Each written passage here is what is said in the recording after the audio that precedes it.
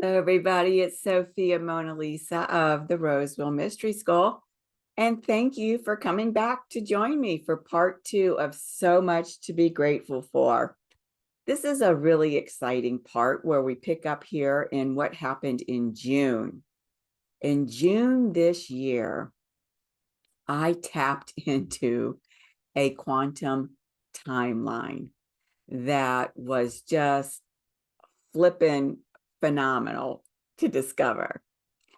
So this timeline actually unfolded over 8 months. And while I discovered it here in June, it related to cosmic events that started back in February and that would continue on through September. And as this continued to unfold for me in terms of my awareness of what was happening, I actually created a series of video journals. And of course, once again, I'm getting ahead of myself. So let me go ahead to the next slide and I'll come back. I created a quantum timeline series, 4 different video journals. And these are the dates and the names of those video journals. And these journals are on Patreon. And so if you're a patron, you can go to my collections and you can find the Quantum Timeline series collection, and all 4 of these videos will be there. And so, as I said, as each new data point on this timeline that I had dropped into was being revealed to me, I created these different videos. Now, what was fascinating, which you'll see as I continue forward, is that everything that was happening on this quantum timeline series, or on the quantum timeline in terms of the data points, was tying back to keys in the keys of Enoch. And I discussed that in depth in these video journals, and I'll make reference to some of those as I go through these slides. But let me come back here. This was June. In June, we were still very much a part of the Venus synodic cycle known as the Capricorn goddess cycle. And what was happening is very quickly, come August, we were going to reach that metamorphic seed point where the Capricorn goddess journey was going to become the Leo goddess journey. And Sekhmet here is our Leo goddess. And so what I discovered in June was that as early as February, our compassionate heart space was already becoming prepared for being aligned with, calibrated with our Christ heart in our divine template, and allowing that Christ heart to come online within us. So this was completely unexpected and a profoundly fascinating journey. And I will go over that with you in this second part in terms of all of these different data points. Now, let me go back here. Of the Quantum Timeline series, if you don't want to take the time to watch all 4 of these video journals, this last one, the Over Self Awakening, you've got to see, because if I do say so myself, I did a pretty darn good job of kind of going back and pulling it all together. And I'm going to try to do that, repeat that to a certain extent for you here. And I've got all kinds of notes. So remember, this all happened in June. Here we are in December. Once something comes through me, boom, it's gone. So I've got all these notes to kind of help me go through this. Just do want to remind you that this Over Self Awakening journal is on Patreon. It's available to all my patrons at every level. I do really invite you to go back and watch that. It's well worth watching, even watching again if you already have. Okay, so here's the whole timeline. Let's start with these first 2 data points on the timeline. February 22nd, this is the Capricorn goddess synodic cycle. the Venus gate activation is now in the ascent journey. Okay, so in the Venus synodic cycle, we have 4 phases. We've been through the descent phase, which is the first phase. We've been through the second phase, which is the Inanna underworld phase. And now we're into the third phase, the ascent journey. And so this Venus gate activation that happened in February, happening at the portal of personal power, which is the solar plexus chakra. And then the following month in March, the portal of compassion, the heart chakra activation. Okay. So what's happening here is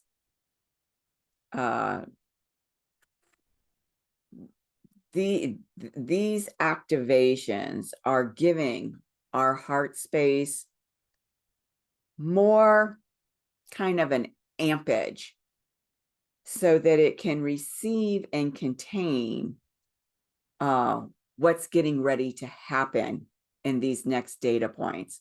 And what that is that this compassionate heart space was getting ready to have what I call a quantum transplant, a quantum transplant of our inner masculine and our inner feminine,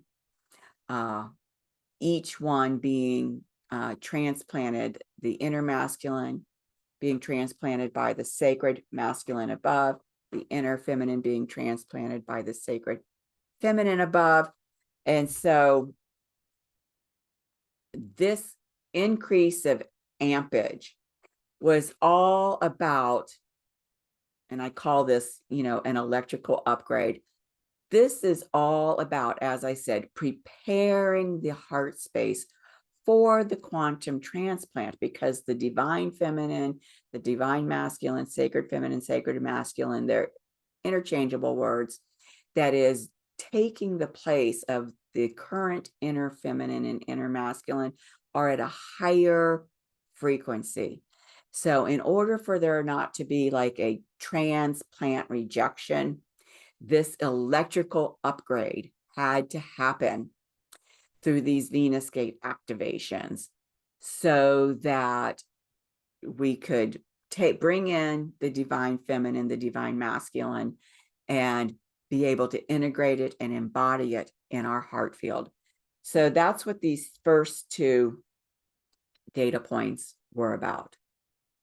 Then what we've got here is a May 20th and a June 5th data point. And I'll come back to May 22nd because it pairs with June 11th. I'll talk about that next. But what happened here is Mars was traveling through Leo, and he made an opposition to Pluto retrograde in Aquarius. And then fast forward to June, Venus comes right along behind him and makes that opposition to Pluto retrograde in Aquarius. And so what you're going to see here as we go through the timeline is that Mars, who represents the sacred masculine, is experiencing these activations before Venus. And the reason that this is so is because Mars, as the sacred masculine always is here to serve and support the sacred feminine. So Mars is like, as the sacred masculine is out there in the jungle with the machete, clearing the pathway for the sacred feminine to come along behind him and follow that pathway that he has cleared. And that's how he is serving and supporting her, by having these activations at these data points prior to her. So these are the data points where the quantum transplant of the inner masculine and the inner feminine is taking place.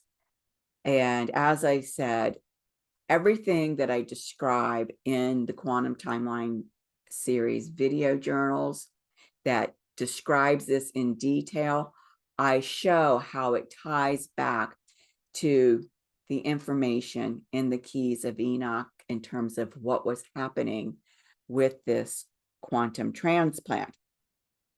Okay. The reason that this had to happen, which I'm just going to give you a little brief explanation of, is because when humanity came incarnated onto the planet, the inner feminine and the inner masculine that we inherited as we embodied had a little bit of energetic tainting, so to speak. If you want to learn more about what that energetic tainting is, you've got to go back and watch the Quantum Timeline series. And so I describe this like having a white shirt that you spill coffee on. And no matter how much you try to get the stain out, getting a coffee stain out of a white shirt is virtually impossible. And so you'll wear the shirt around the house, but you're not going to go out to dinner with friends wearing the white stained shirt. And so what happened is that the divine feminine needed to come in and transplant. The inner feminine and the divine masculine needed to come in and transplant the inner masculine. And remember, this is all in preparation for this compassionate heart field to be able to calibrate to the Christ heart in the divine template. All of this work is being done on this quantum timeline. Okay, so then the next two data points here, May 22nd and June 11th. Here, the sacred masculine still in Leo, right? That compassionate heart field. Leo is the sign of the compassionate heart field. It is also now, because of the frequencies that we've embodied, the sign of the Christ heart. And so Mars in Leo was squaring. That's a 90-degree angle. Breakthrough in consciousness. That's what a square does. Now, if you're not prepared for that breakthrough of consciousness and you have a lot of resistance around those frequencies, you can experience a breakdown in consciousness. But we're looking at breakthroughs in consciousness with this process, because that's the intent. And then fast forward to June, the sacred feminine in Leo comes along. She squares Jupiter in Taurus. And so, you know, as I said, breakthroughs in consciousness. Now, Jupiter in Taurus, we talked about Jupiter in Taurus in part 1 when he made his ingress into Taurus.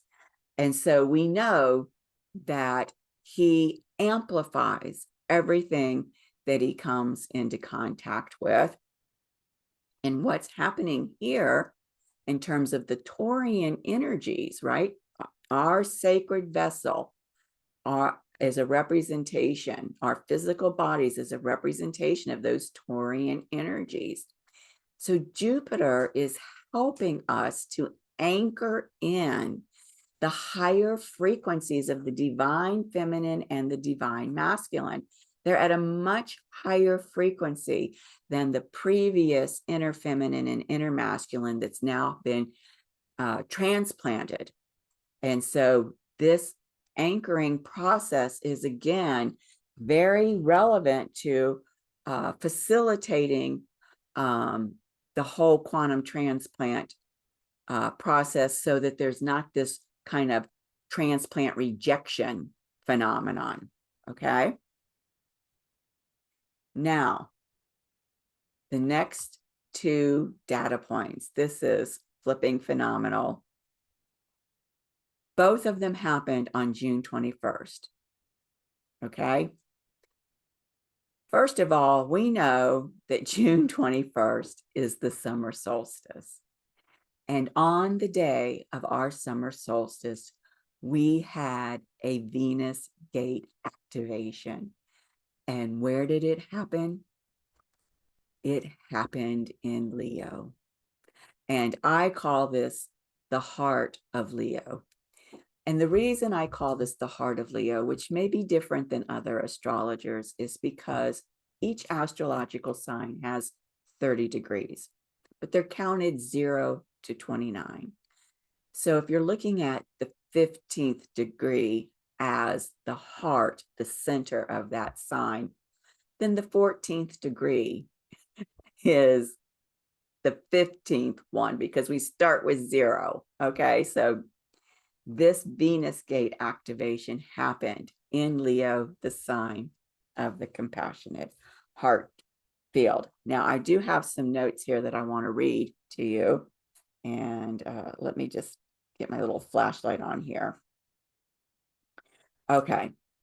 So what we discover here is, let me see if I have a slide related to that. No, I don't have a slide related to that.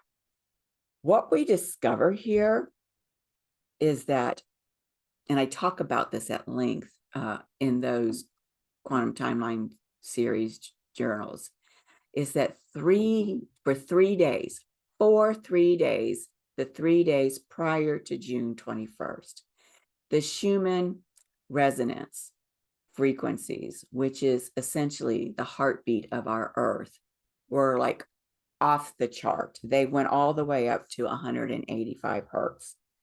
Now, when this happened, something spontaneous in terms of an activation occurred for Gaia, who is the goddess of our Earth, and also for each of us. And so what happened in this spontaneous activation that was a result of these 3 days of super high Schumann frequencies coupled with this summer solstice is that for Gaia, her sacred flame, the flame of her inner Christos Sophia, was ignited. And this is what happened for everybody in humanity as well. All of us had this spontaneous igniting of our inner flame, that flame of our Christos Sophia. So that was really spectacular. Okay, the next 2 data points here have to do with June 26th and July 2nd. Once again, Mars leads the way. He's still in Leo. You'll see Venus down here, still in Leo. And now what they're doing is they're squaring Uranus, also in Taurus, okay? So these 2 data points are flipping phenomenal. And this is another reason why I encourage you to go back and watch this Over Self Awakening video journal, because what happened when Mars and Venus in Leo squared Uranus in Taurus, it created an awakening within us, which is completely different than the Kundalini awakening. The Kundalini is seated at the base of your spine. A lot of people acknowledge that location as the root chakra. And when it's activated, that creative life force moves up the Ida and the Pingala, and it comes through the third eye chakra, and it's a spiritual awakening. This over self awakening is different. Our over self, you could say, is our divine self. Some people might call that their higher self, their over soul. And it is already fully awakened. And so when Mars and Leo squared, right, breakthroughs in consciousness, Uranus, which is all about radical liberation, boom, our divine self, our over self came down, boom, to awaken us to our divine self. And this particular key, if you have the book, The Keys of Enoch, references exactly what transpired through those 2 data points. And like I said, I go into much greater detail in this video journal. And so what happened is when the overself came down and awakened us through those data points, those squares, those breakthroughs in consciousness, we were freed from the dark matrix. We were no longer bound by this 3D reality. And you very likely started to become aware of all kinds of mystical experiences, particularly related in having these experiences where you were stepping into 5D and stepping back, and maybe even higher densities. So that was the result of this over self awakening, where those that were ready for it, those that allowed that to unfold within them, because remember, with squares, it's either a breakthrough in consciousness or a breakdown in consciousness. Those that had the breakthroughs in consciousness were freed from the dark matrix. Now, these are the last two data points that I had on this timeline through those video journals. But I realized as I was putting this together that within this time frame, these two data points needed to be included. So what we see here is August 13th. We have that metamorphic seed point. That's where the Capricorn goddess became the Leo goddess. And remember, everything that was happening on this quantum timeline, starting in February, really was setting the basis, creating the foundation of where we needed to be when we stepped onto this new Leo goddess journey.